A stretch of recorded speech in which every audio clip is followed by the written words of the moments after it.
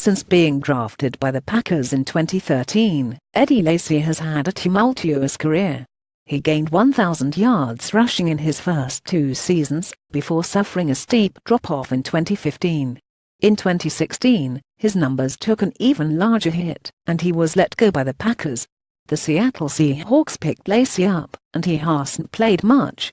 He appeared in 1 game, getting 5 carries for 3 yards, before being scratched on Sunday.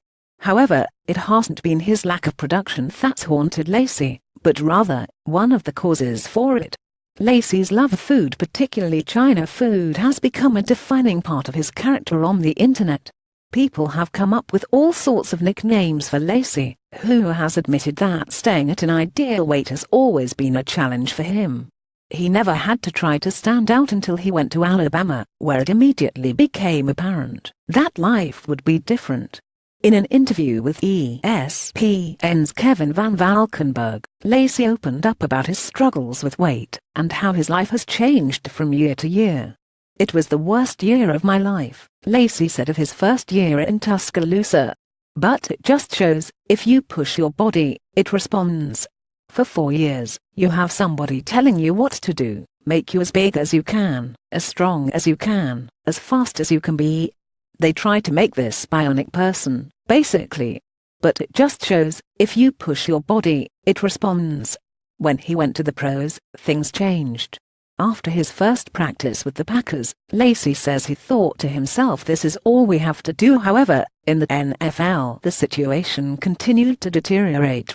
After his down 3rd year, Packers head coach Mike McCarthy criticized Lacy's production and his effort to maintain his weight.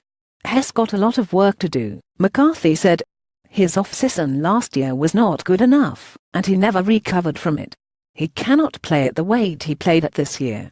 Lacy dropped 22 pounds heading into the next season, picking up P90X, but an ankle injury derailed his timeline. "I literally couldn't do anything for months," Lacy says. "I obviously just got bigger. I can't do nothing about it. All you can do is lay down and eat. What are you supposed to do?" Lacy's weight has been an issue throughout his NFL career. You see, but the internet, of course, doesn't care about why a person looks like they do. "I could pull up my Twitter right now, and there would be a fat comment in there somewhere," he said. "Like I could tweet, 'Today is a beautiful day,' and someone would be like, 'Oh yeah, you fat.' I sit there and wonder, what do you get out of that?" Lacy also bemoaned the publicity of weigh-ins, as the best-case scenario is a small bonus, whereas the worst case is more fodder for internet trolls. "I hate that it has to be public," he said, "because it's like, if you don't make it, what happens? Clearly you don't get the money, but whatever. I don't really care about that. It's just more the negative things that are going to come. The other issue is the steadfast nature of an online reputation. You just can't shake it," Lacy said. "And no matter what, you can say nothing back to them. You just have to read it, get mad or however it makes you feel, and move on.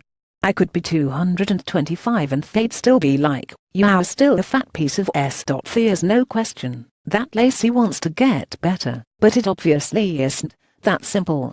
Weigh-ins have become a bit of a norm for players that are a bit heftier. Whether or not they have to be as public as they are is another discussion."